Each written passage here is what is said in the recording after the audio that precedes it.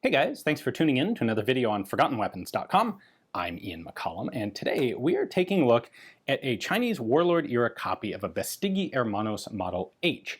Now, it's pretty well known that one of the most common, most popular pistols in Warlord-era China was the C96 Mauser, and the Mauser was considered sort of its own standalone class of pistol. There are T&E tables from Chinese divisions of the period that would list number of rifles, number of pistols, and number of Mauser pistols as a separate line item, because these were considered sort of shock troop, assault troop armament. They would be issued with shoulder stocks and with whole bandoliers of 10-round stripper clips for reloading.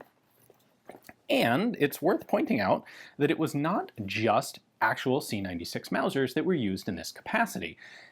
People weren't blind, other European arms companies weren't blind to the fact that Mauser was doing a tremendous business selling these pistols into China. And so several Spanish companies took up the opportunity to also make pistols like this. In this case, Bestigui Hermanos. Now, Bestigui is a company that was formed in 1910, and some of their early expansion was during World War I, when they were one of the companies that was contracted by the French to make copies of the Ruby pistol for French military use. After World War I, in the 1920s, Bestigui started expanding their market into China, and the Chinese market really liked larger capacity handguns, and so Bestigui took its basic Ruby pattern pistol with what would normally be a 7 or 8 round magazine, and they started making longer frames with extended 10 and 12 round magazines and selling those into China. And that was popular, but the C96 was a bigger pistol, more imposing, and that was something that the Chinese clientele was really looking for. Now, about 1926, Bestigui is able to buy the rights to the trade name Royal. And Royal was a brand name that was well known in China. And in China at this time, the brand name can be as important as the actual physical pistol. Brand names are how quality was recognized.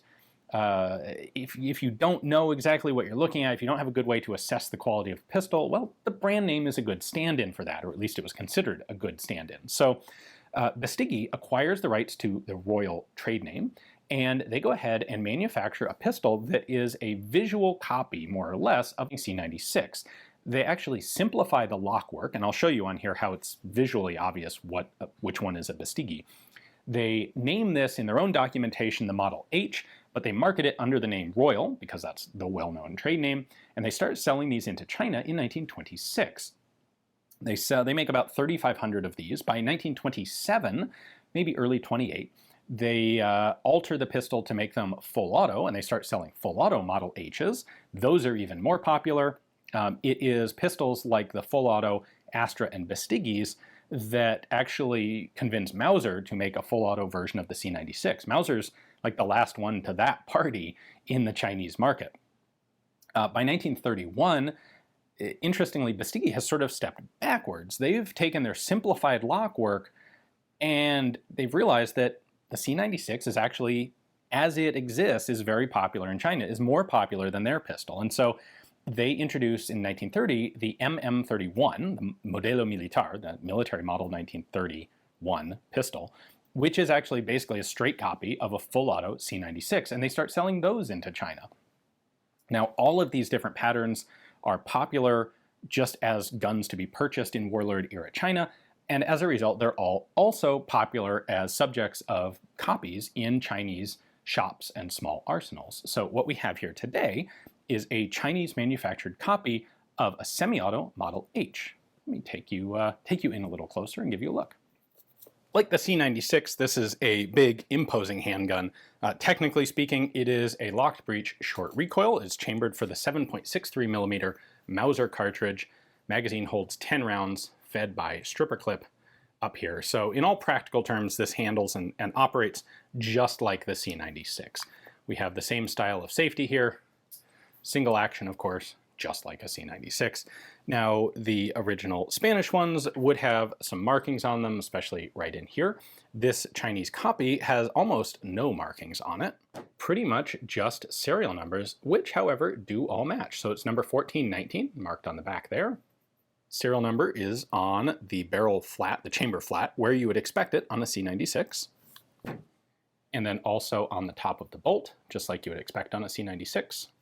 The easy way to distinguish Bestiguis and copies thereof are by these two giant screws in the side of the frame. Essentially, what Mauser had done is make a very slick but rather complicated interconnecting chunk of lockwork that all came out as a single unit.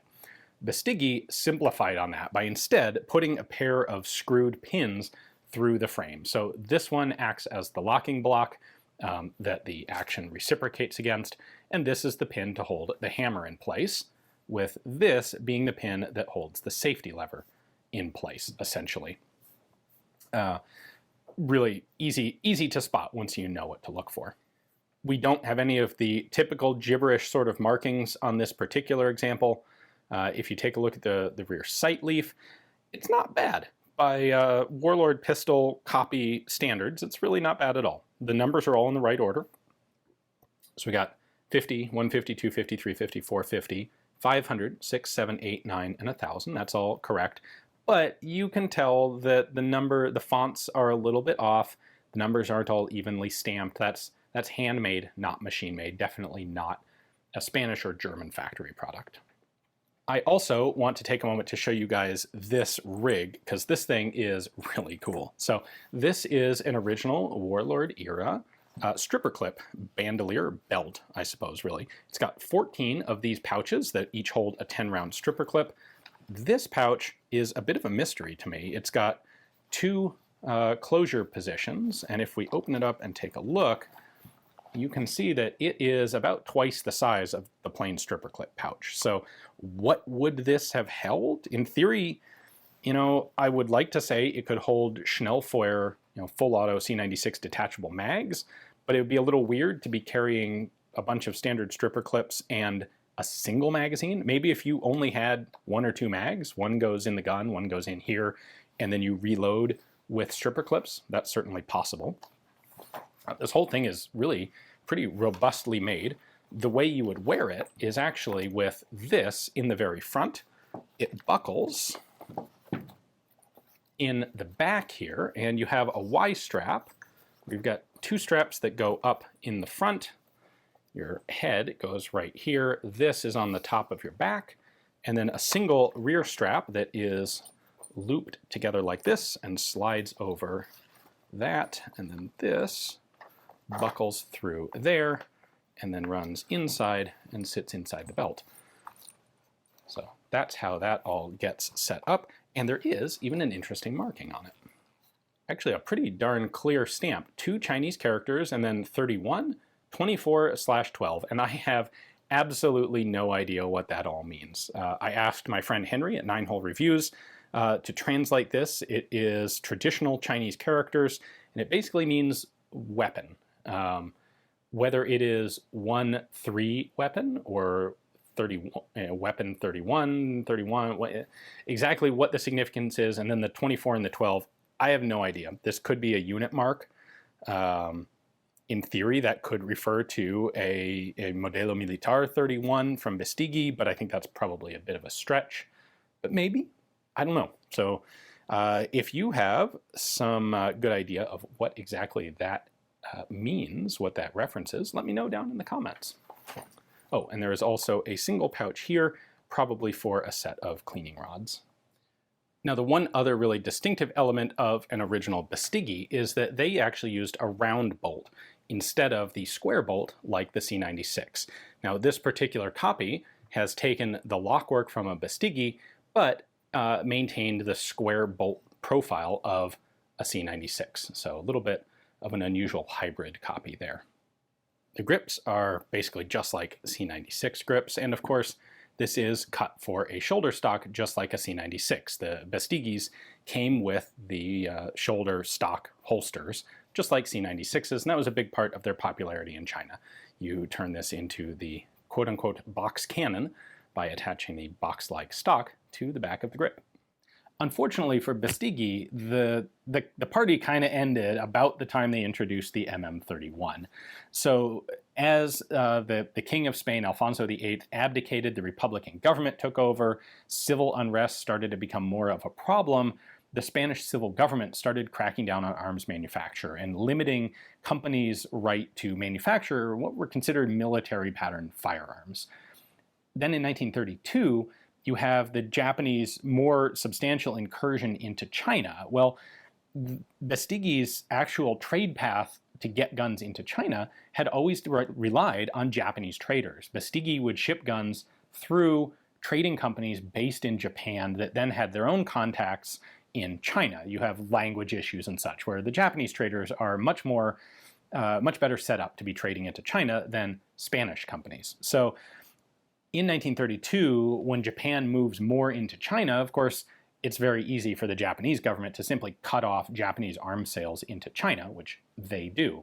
Between this and domestic Spanish restriction on arms manufacturing, Bestigui has serious problems, and the flow of these pistols into China pretty much stops. So that's more or less the end of the story for Bestigui. Unfortunately, with this particular copy, we have no idea who manufactured it, where, or exactly when. We just know it was definitely post 1926, 1927, because that's when the guns that it copies start showing up in China. So hopefully you enjoyed the video. If you would like to see more about C96s in China, as well as a wide variety of other Chinese domestic handguns from the Warlord era, check out my book, of course, Pistols of the Warlords, Domestic Chinese Handguns 1911 to 1949. It is available and shipping from headstamppublishing.com. Thanks for watching.